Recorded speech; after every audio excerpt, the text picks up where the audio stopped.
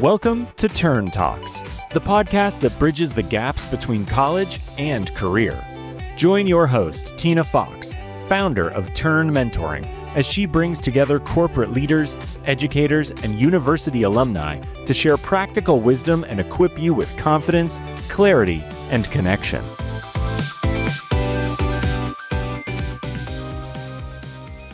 So my name is Liz Karam, and I'm the department chair in the management department. And I'm really grateful for all of you being here today. This is a really special opportunity for us at CSU to have Tina Fox, who is the founder of Turn Mentoring. It's kind of the premier college to career mentoring company in the country. And Tina and I met probably 5 years ago. Yeah.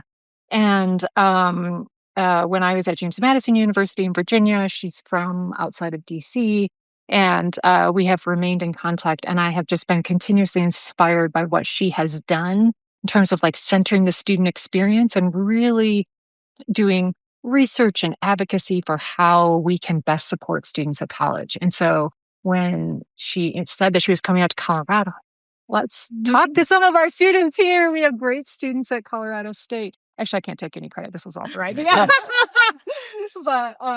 I'm so grateful she had the time and we could fit this in and we can hear your voices about mentoring and leadership here at Colorado State. You were all selected because you're part of the Sonny Lubick Leadership Program. And so, Tina, do you want everyone to just give a little bit of like year, major? That would be great. We can start with you. Tell us a little bit about, your background, and we'll go around. That'd be great. My name's Arden Houck, and I'm a senior here at Colorado State University.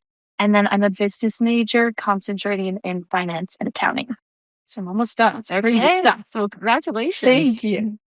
And I'm Patrick, and I'm a senior as well last semester, and I'm also in accounting. Awesome. My name is Rhys. I'm also a senior, graduating in spring, and then I'm in supply chain management.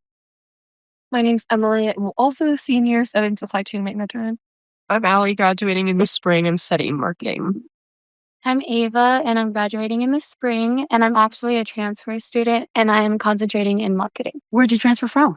CMC, Colorado Mountain College. Okay, very good. My name's Faith. I'm a sophomore, and I am studying management and innovation in international business. And no pressure, but I heard all these seniors and they're graduating. So at this point, like the future is like lying on you. Okay. I'm Rachel. I'm also graduating this semester. I'm studying supply chain and management and innovation. Great. Awesome. And I'm Cameron. I'm also a senior who graduates in May, and I'm also doing supply chain management and management innovation. Okay, so that did not help you. So Not everything is going to be on your shoulders. But it sounds like this is a wonderful group. And Liz was telling me a little bit about, why it is that you guys do this. But I understand that this is an application process. Is that correct? You had to apply to be a part of this leadership group. And Nomination. Oh, it's a nomination. Okay, so who typically nominates? So former students nominate like us in theory to go into the program, and then as like current students, you would nominate students to kind of move forward. Okay, so very smart. So they knew what you were going to be going through, and they knew the quality and caliber of individual. Did you seek nomination, or have they already had you in mind? For me, I didn't even know that I was nominated until the person who nominated came up to me and told me that he was going to nominate me. And I never really seeked it out because I didn't really know about it. But I think that it's mostly like they come to you sort of thing. Okay, is this like a secret society? It's a little bit. And so how many of you are participating in the program at any one given time? It's like 20 of us, maybe. 20 of Something around there. Yeah. Mm-hmm. And what is the setup of the leadership program right now? How often are you meeting? How long can you stay in? I know you're a sophomore. Everybody else is a senior. So when did you enter? Semester by semester. So new people each semester. And there's 5 seminars, like about every 2 weeks. And the third seminar is very casual. It's like, so you get to know everyone else. But the other ones are a little bit more structured. And we'll do readings from a book. And then that's the basis of the discussion. And what's the book for this semester? The Giver. The Giver. It's like The Go-Giver. Yeah, it's the same one every semester. Oh, it is. Okay. I read about that online and actually have that book in my office. So, okay, very good book. So every semester there's a new cohort that comes through. Mm-hmm. That's how it is. So have you all nominated the next cohort? Not yet. You Yeah. haven't. You have. Mhm. Okay. You can So- nominate them like at the end of your seminar, or if you need more time to think about who you might want to nominate, it's kind of open-ended. Like even after you graduate, you can reach back out and say, hey, this person came to mind. I would like to nominate them for the following semester. Oh, very So cool. alumni can nominate students if they save their nomination. Okay. And can you only nominate one or is it multiple? Two. Oh, two. Okay. So you said alumni can come back and nominate. And you all were nominated. Anybody here nominated by an alum? Somebody who's already graduated from the university? You were. Yeah, so I met an alum during my internship. So I connected with him during one of my internships. So I was like, hey, you're a CSU alum. I'd love to do like a coffee chat with you. And then he like came to my final internship like presentation. And then later in the semester, he's like, oh, I nominated you for like Sonny Lubick. That's great. So you did not know when you got nominated, you were like, what are you even talking? Nominate you for what? So when you found out about this leadership series, what were your thoughts? I was like, that sounds really cool because he told me about it and like what it was. And because, I mean, this was last semester and I'm only a sophomore and like I don't really get these opportunities very often. Like I don't have an internship. Like I have to be a junior before I start applying for an internship and like all sorts of things. And I'm just finishing up my general educations and I'm not in those like practicum classes where we're really diving deep into stuff that I'm passionate about. And for this, like it was something that I was passionate about. So it really did excite me. And I was like, I really wanted to do it. That's great. Now, I'm assuming freshmen are too early. So you don't really see a lot of freshman nominations. Sophomore might be the earliest. Does that make sense? I don't think you typically see them, but I think it's just open to whoever gets nominated, really. Okay. Well, I think it's terrific that you all got nominated. I think the process is super cool because somebody's gone before you. So that's high praise that they would see a reflection of themselves in you and say, yeah, you're worth the nomination. I'll put my name behind you. So congratulations for at least even getting through that part. So we're getting ready to wind down this semester. I was reading online from a former student. So this might have been somebody who nominated you. I don't know. He said, the only thing I hope to gain out of this is new perspectives on life. Many times I find myself lost in the whirlwind of life that I forget what might be important. And this always reminds me of what's really important. So being part of this leadership series, what have you found to be of great importance to you since you've gone through, how many sessions have you gone through out of the 5? 3 at least? 4. Oh, you Four. We have one more. Okay, you have one more. So you're almost done. So anybody want to take that? I think I've gone through a lot of different leadership seminars before. And so I was kind of expecting this one to be the same. And it's like, this is how you lead. This is how you can influence people and kind of all those basic lessons that you learned through past leadership seminars. But then getting into this one, it was like a whole new world because it was like the first lesson was about how you shouldn't base your value and stuff off the money you make, but like your biggest reason to give should just be giving value. It's like you shouldn't give more just to make more. It's just about the value that you give to people. And I was like, whoa, that hasn't been said before in any of my leadership seminars because they're focused on like moving forward, making more money and everything like that. But this really ties down to like the really core important values and morals that will also help you become a better leader simultaneously. That's brilliant. And that actually leads me into another question later on, but I'm curious as to anybody else here as to your thoughts on what that quote meant from that previous student. I think for me, like obviously we're all business students, but it was a nice way to just connect with people who I don't see on a daily basis and talk about more than just business and more just like about school. It was more about life and like how are we contributing members of society? How do we like present ourselves in a way that we're proud of and how do we represent ourselves? And it is about being a leader, but it's how we lead. And I really enjoyed listening to everybody's leadership styles because they were all so different. And I think we are taught like leadership is influencing people. It's how do you get to the next level? How do you make money? But I learned that it's more just about being a good person and being authentic to yourself. I think that's the main thing I took from it. Okay. Anybody else? I see a common theme here. Yeah, I think like the key word of our seminar was like authenticity and like being a genuine, authentic person and the way you carry yourself and treat others. I think is like really resonates with not just kind of like the typical business leadership, like climbing the ladder, but really getting to know people on a personal level and coming down to meeting people where they're at.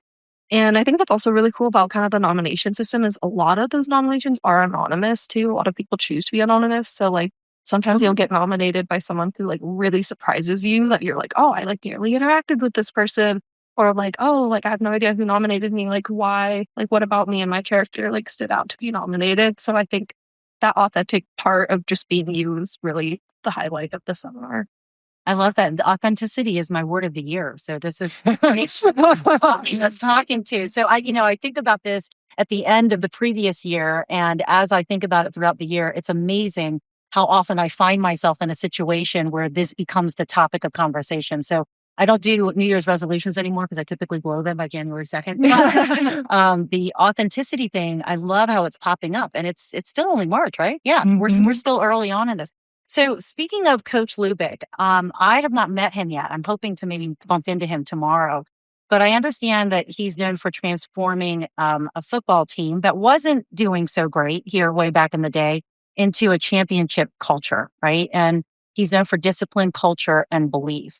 So you all have had a chance because this program is run by both Coach Lubick and Professor Schuster. Is that correct? Mm-hmm. Okay. So I wanted to ask a question about Coach Lubick and, how he believes in culture first. You all talked about this whole idea of leadership being more of a transactional thing towards success and building more money. And then all of a sudden you end up in this leadership class and you're like, but wait a minute, somebody's delivering the information to me about leadership very differently. So as it pertains to culture, where do you think culture is being overlooked in the current generation as far as that being an essential component of leadership? I think it's being overlooked in a lot of like team aspects these days. So like on my background, I run track here at CSU and we have a very strong culture, I feel like. But we're seeing a lot with like sports and other things. Like it's very, very much being pushed in like a me first mentality, like go in there, get as much money as you can. And we kind of forget all the valuable lessons that we can learn by having like a strong team and a bond like that. So I think we're lacking that. And then the like team aspects, I think it's like trickling down into like maybe more like school stuff where it's like you're not forced onto a team, you don't choose to be on it, but like you're also going to be working with other people. So I'd say it really starts with these team sports right now. We're really losing the like team aspect of it. Mm. So what do you think can be done about that? Where should it start? I think it starts back up to the people that like set the rules for these types of things. I think people that are setting rules for all these teams and stuff, they have their own personal interests in mind and not the interests of like everyone as a whole. So I think that's driving it down. So if we get the right people like setting the rules and like making sure that the competitions, the committees are fair, then like that's going to trickle down to the teams themselves. So how does that play out? If you feel like in today's culture, particularly in the sports side of things, in the collegiate market, if the focus is more on a me first, how do you cut through all of that so that you do build a team if the leaders aren't already doing that for you? How have you done that with track, for instance? We just double down on like what we stand on as a culture. Like our head coach is like, we're not going to take like any BS from you. So like if you're not cheering your teammates on, we're not going to take you to meets. If you're not being a team first guy, like if you're all about yourself, he's like, we'll just cut you and get rid of you. So, and then it's all this, like we doubled down and I think we have a very tight team and that's a reason why. Okay. That's fair. I love that. So you have a coach who believes in culture first. Anybody else on the comment of how culture might be missing in today's society? I think like to add on to what he was saying, to like fix the problem of it being all about yourself is to just like bring back like caring being cool, because that like brings it back onto other people so that they can be stronger individually rather than just caring about themselves. Everybody caring about each other makes each person stronger and the culture stronger. How has the book Go Giver reflected that? What have you learned out of that book? Have they talked about culture? Have they talked about team? Have they talked about ways in which you give back? What's been your reflection on that book? Yeah, the book is all about basically helping others and how important that is and how to be authentic. And yeah, I think that there's a lot of valuable lessons in there, being a business seminar and how it's so about helping other people. So what do you all think it means to be authentic? What does that mean today? In a world where, social media is all about putting your best self forward. It is about look at me first, look at my visibility. What do you think authenticity means today for you? I think a funny quote from the Professor Schuster who says it is he's always like, be the person your dog wants you to be. because the dog doesn't have the judgment that like another human's gonna have, but they just think you're the best person in the world. They always, you always feed the dog. And I think it's a really good way to put like being your authentic self. You want to be the person your dog thinks you really are. Just kind of moving forward like that, and just kind of that way where it's just like the integrity behind just like not everybody's watching you, but you're still going to like hold the door for a person or something like that. So I think that's kind of what authenticity builds for me, at least. That's beautiful. Now I'm thinking about my 2 dogs and I'm like, I hope I've been a good leader to my dogs. Anybody else on authenticity? That's great. I love that. I have to thank Bill for giving me that.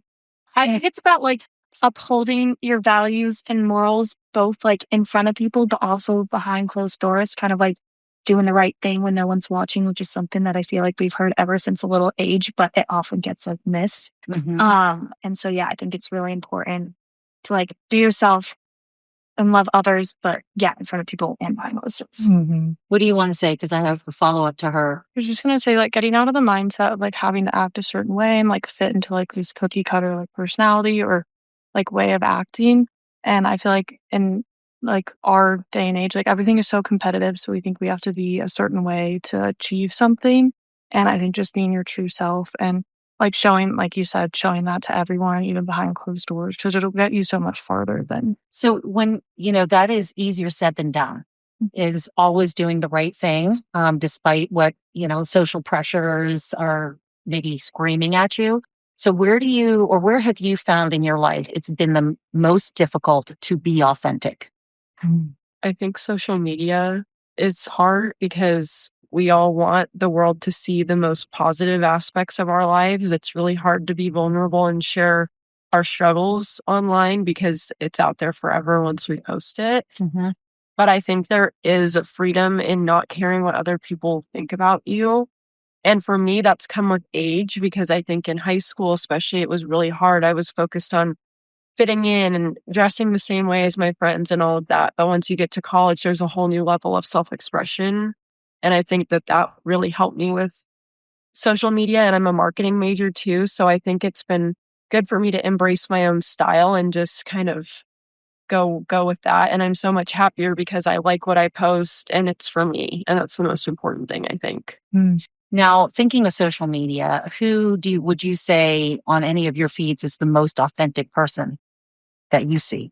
And do you feel as though even your own feed is more authentic, or have you chosen to just not be on the feed as much because it is hard to put out a level of vulnerability? So it's like, you know what, I'm just going to take down, or I'm not going to post as much, or I'm going to post something that's really inspiring. So either way, like, what do you have to say about your own feed, or who that you see on a feed is the most, and it could be a celebrity, but it could also be something that Wow. This is kind of a silly answer, but it's what came first to my mind. I have like my normal Instagram account that's like public to everyone. And then I have like a spam Instagram account, which is like only my friends and like closer people to me can see it. And on my normal Instagram, it's like the best pictures of me, like aesthetic, has a color scheme, everything like that. And then it's true. On my spam, it's like pictures of me crying, and then like long paragraphs as my captions, almost like diary entries sometimes, or just like random photos of me and my friends. So I'd say that's way more authentic than my like personal mini public one. That's really not. Yeah. And I can see that because you all are seniors, you're gunning for jobs, human resources is right. Right? So you're like, I don't know if I want human resources to see every aspect of who I am out of context. Yes. Yeah. Okay. That makes a lot of sense. Anybody else on their own feed or who they think is the most authentic? For my feed, I've had to kind of curate it over the years to be something that like kind of reflects me and like my identity. Something I kind of talked about during like my semester, my seminar, was kind of like representation was really important for me. So like as like a minority, following people who like look like me, who like have style like me, who have like features like me, like even just like learning how to do my makeup, like for like my eye shape and like for Asian features or something, I had to curate and like into my feed of social media so I could see myself in like other like different like ways, different professionalisms and styles that I didn't get before. And I think that's helped me become a lot more like authentic and not feeling like I had to like conform to like my peers or being at like a PWI. So kind of like different than maybe like what I would put out on social media, but like really I had to really curate my feed to be like personal to me, to help me build confidence and be authentic and say like there are other people who are like me, look like me, that I can also like be like, I guess. Yeah. And how has that helped as far as your mental health? Do you feel better having curated your feed? And Definitely a lot more like confidence, whether it's like seeing even representation, not even just like for race, but like, body types or like, your hair type or whatever, and how to like care for yourself in different ways. yeah, I have found with authenticity, like I look at a Jennifer Garner, for instance. Do you know who she is? Okay. So from West Virginia, she doesn't hide that about herself, although there's probably a lot of jokes that could be made about her in West Virginia. But she just seems like she is a very real person. Now, I know that she's got a PR team and all of this, but I feel like she leaks out certain aspects of who she is. And then I know Lady Gaga had a huge following because she was like owning herself. And so this whole concept of authenticity is really interesting to me because it is my word of the year. But I feel like people who are able to be comfortable in their own authentic self attract a frequency that then allows them to continue that level of comfort. But what I've also found in all of these words of the year that I choose, as wonderful as the word sounds, like how bad can authenticity sound, right? It sounds like a really uplifting word. There is always a double-edged sword to whatever word I pick. And so when I think of authentic, I think of, okay, so you're putting yourself out there, you're being your authentic self. And what that also does is it also starts to separate people away from you.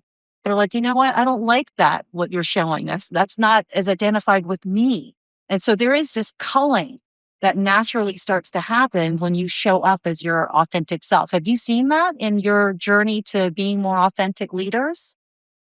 Have you seen people start to maybe be like, I'm just not feeling your vibe anymore. And that's good for you. Or have they've all still stayed there?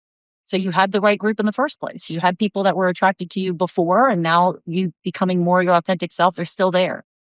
Definitely like when I transferred here, I feel like it took me a little bit to become my most authentic self here. And as that happened, I definitely like had friends that I started out with and then kind of moved along into different friend groups. And so I think that staying true to myself and my authenticity has like put me on the right path in general.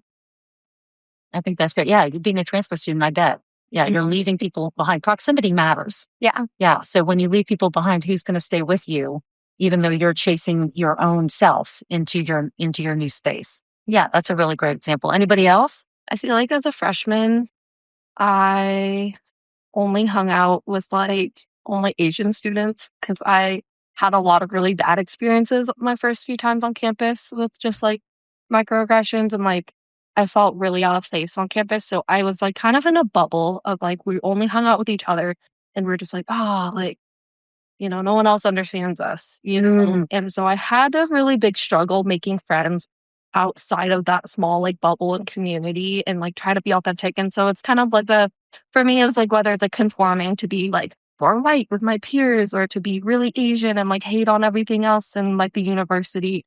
But then like as I grew into college business and started like finding like my friends and like being able to be myself and like share my cultures with others, I feel like I finally feel like comfortable in my own skin as like a senior, and like I'll invite friends and be like, oh, I'll cook you like pho, and like they don't judge, any of like my culture. And like those have been some of my closest friendships, like regardless of everyone's like backgrounds, and just like being able to like be myself in that space. So I think seeing that kind of like growth from my freshman year of being very like feeling like how to conform to something to like now has been like a really cool like progression. It sounds like a freeing experience. Yes, absolutely. Yeah. And I got to say, congratulations on not staying in the echo chamber. Right. So when we were talking about microaggressions and being like, oh, we're going to get together. We look the same. We talk the same. We eat the same. A lot of us are the same. And so we're going to then be in this echo chamber. And Brene Brown is one of my favorite authors and researchers, and she's down in Texas, and she's a professor researcher just like Dr. Karam. And one of her famous quotes that I love is, hate is hard to do close up, move in. And so the fact that you decided to move in and to explore different perspectives, and now you're like, yeah, I feel comfortable in myself, and so therefore I can be comfortable around others. That is massive growth on campus. I love hearing that. So no wonder you were nominated for this. That's a big deal. Okay, so I'm going to switch gears here and talk a little bit about success. This is something that, up until even recently for me, I don't think I ever had the proper definition of success. So we're talking about the conformities, of just the world, social media. Being in this leadership series, how did you see success? And how maybe has that changed since you've been in this leadership, or has it at all? Maybe you had the same vision. I don't know. I think before I thought of success, especially in the business world, as like getting to the top of the ladder, making the salary that you want to make. But I think there's so many different aspects of success that I had never thought about.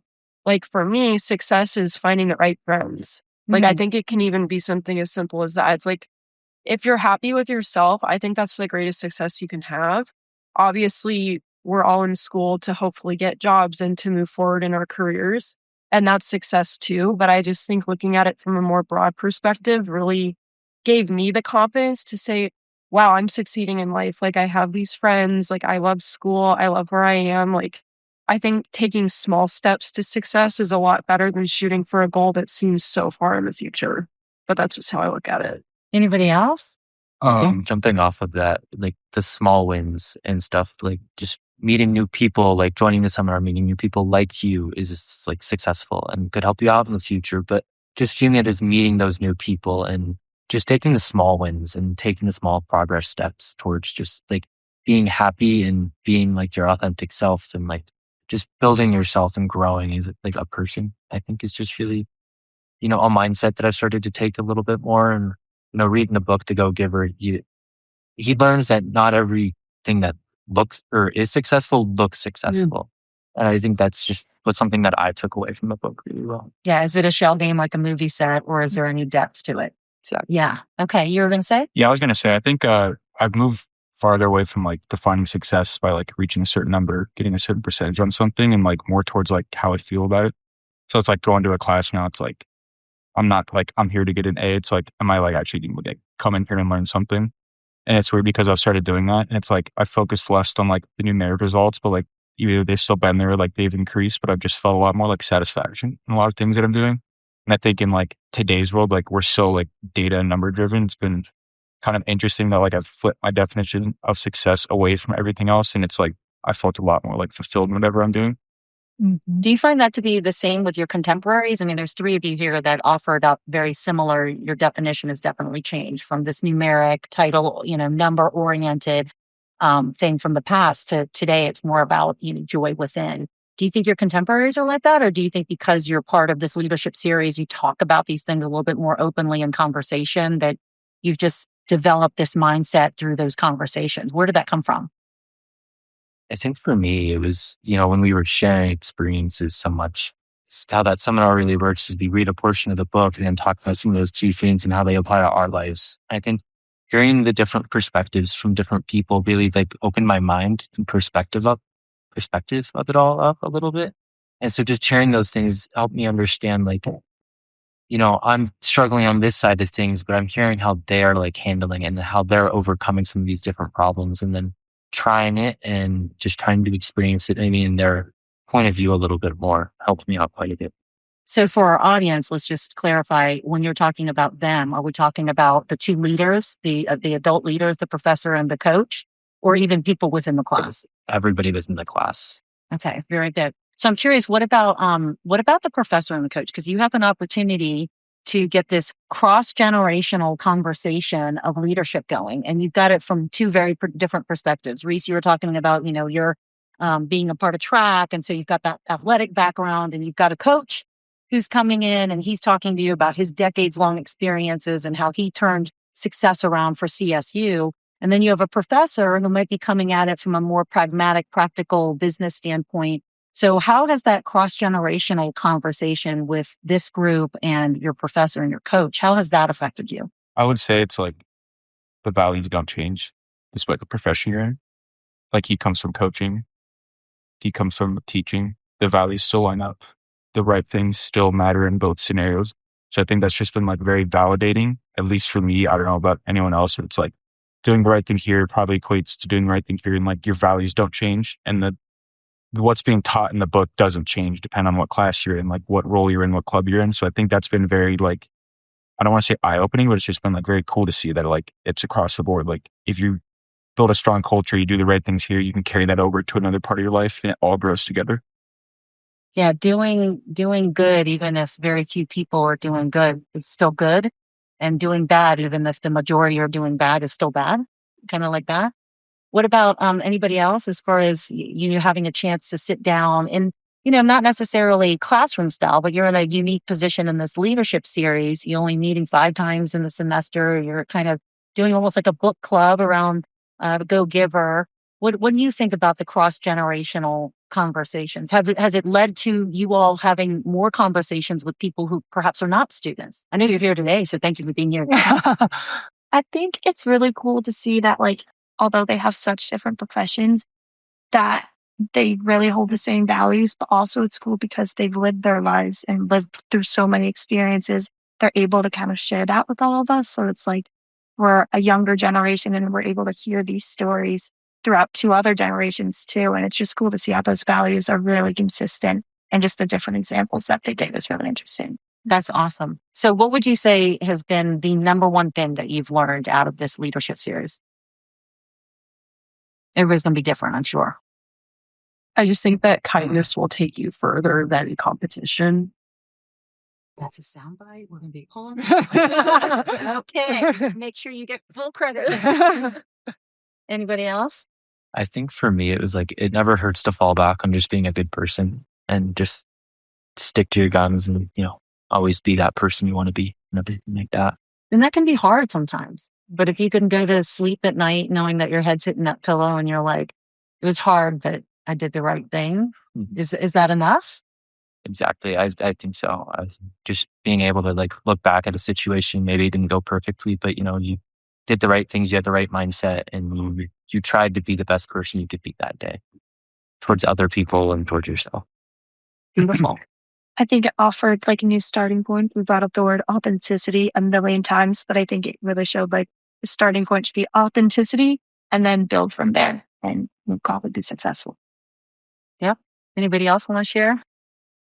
If I did get to meet Coach and I did get to meet Bill, I'm definitely going to be sharing this with them. I think for me, it was judging myself based off of less, like Rhys was saying earlier, less off of results and more my effort and what I did. And even if my efforts to be a good person don't result in like anything good happening, it's still that makes me feel good that I tried. And yeah. Wonderful. So you all were nominated. What would you like to say to the person who nominated you now that you're almost done? Thank you. It's always great. Thank you is a good thing. I think for me, I just, I would have loved to talk to him a little bit more because I didn't know the person very well. Do you have that opportunity? You know the person's name, or are they still anonymous? I knew the person's name, so I reached out to them a little bit, but she graduated like right after she nominated me. And so she's out in Pittsburgh right now, and I'm not really able to talk to her too much. She's heads down. Beyond CSU world, right? Yeah. Well, don't give up. So you do come back up for air at some point in time. And one of the nicest things about being an alumni I can share is that when we do get a chance to go back and talk to a reflection of our younger self, it's very freeing because we have this common space. We all bleed green here, and we have this common space to which it's like, okay, we can talk openly. You've now gone before. I just want to say thank you. So don't give up on her. She's going to want to hear from you. Okay. Anybody else want to say anything to their nominator?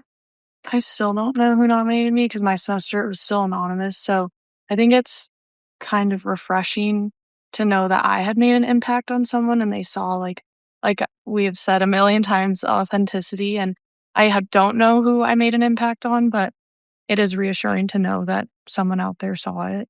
And that goes back full circle to doing the right things when you don't think anybody's looking because you don't know what kind of impact you're going to have. So that probably double downs for you, right? And you are now nominating somebody. So you're paying it forward? Yes. Okay. Very good. So you all are getting ready to leave CSU. You're going to go to parts unknown. How many are staying in the great state of Colorado? Okay. Professor Karam said they love Colorado. Y'all just proved her wrong. Is anybody going outside of Colorado? No, this is. back to California. Oh, you're a California gal. Mhm. Okay. All right. What part of California? Oh, Carlsbad. Okay. Very good. And do you have a position out there? No, I'm gonna travel for a few months, so I'm figuring it out later. There's a mini sabbatical in your future. Yeah. You deserve it. Well done. So fast forward 10 years, and we were just talking about somebody who is now in Pittsburgh. So she did leave the state, and she went to Pittsburgh. How will this program show up in your life when no one is necessarily connecting the dots to have you back to CSU? You're going to get busy when you leave here. Hopefully you'll come back for homecoming, but how will this program in particular connect you back to CSU? I think it'll be a lot of like memory recall where you have an experience and then we'll end up connecting it back to the seminar, or like a decision that we make, we're thinking about it later on, and like we'll think like, is that what the book was about? Like, is that how it connects to us in real life? Because there's obviously so many ways to apply what the book is teaching us. And I think that in the future, like before we make a decision, we might go back and think, how would Joe and the Go Giver do it? Or how would someone else do that? That's beautiful. Anybody else? I think for me, I might forget the book contents or whatever we talked about in the seminar in 10 years from now, but I don't think I'll ever forget how I was treated by my peers and my professor and Sonny. I think everyone kind of like met you where you're at in that seminar. There was like no judgment. Everyone was so supportive. And like Sonny and Bill, even though like they are so much older than us, maybe probably a lot wiser than us, they were always coming down and saying like, we learned so much from you. This isn't about like us like preaching at you or telling you what to be as a leader, but like, how can we continuously learn from you every semester of new students, which I think is like really cool to see them like humble themselves and come to our level of students. And so I'll always like remember treating people like that. And I think that's a really good quality of a leader, is to come down to where like your peers are at. That reminds me of the late, great Dr. Maya Angelou. That's exactly what she said. She said, you might not remember what they say or what they do, but you'll remember how they made you feel. So that's great. So I'll end on this because you all are part of the secret society here at CSU. But it sounds like the impact of this was tremendous in a very positive way for all of you. So what do you think needs to be done with this program so that it hits more as opposed to fewer? And this is going to the nation. So you're telling other institutions about this impact and why it's important. What would you say to them? Do it, don't do it? How should they do it? It's kind of an interesting question because I think part of the charm of it is how small it is. Scarcity has that effect. Yeah. Uh-huh. And for me, I didn't know actually what this was until I received the email from Bill that I had been nominated for it. And so I think that aspect of it, it's more exclusive, which I think is good and bad because we learn so many great lessons in here that I think should be spread to more people in the community. I think maybe a way to get it out there would be to advertise it more because I hadn't seen it advertised anywhere before I found out about it. So I think maybe that would be a good way on LinkedIn or even just around the school. But yeah, I think so part of the charm is how exclusive it is. So it's kind of hard. But. Well, and you all are part of, I know for sure you all are part of different groups, right? Whether they're academic groups, they're social fraternities, sororities, athletics. So are you all bringing these conversations forward to those other groups? I think every once in a while you try to bring it up.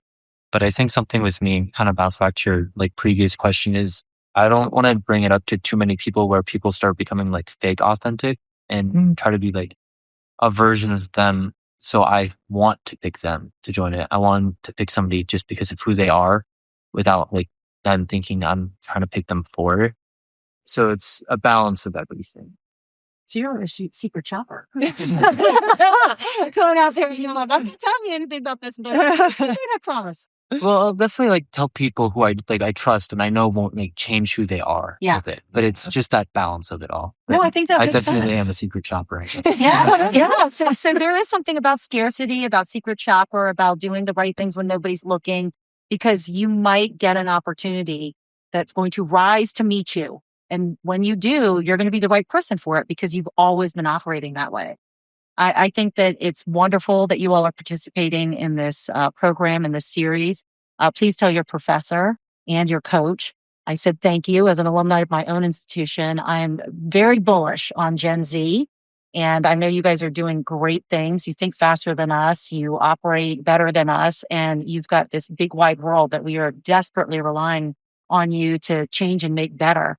We always have a way of messing it up. Every generation has a way of messing it up. Hopefully we did some good things too. But you guys are doing great work in leadership. I hope you all become leaders of whatever you choose to be in the future. And I can't thank you enough for being here today. I hope we stay connected through this. Thank you. Thank you. Thank you.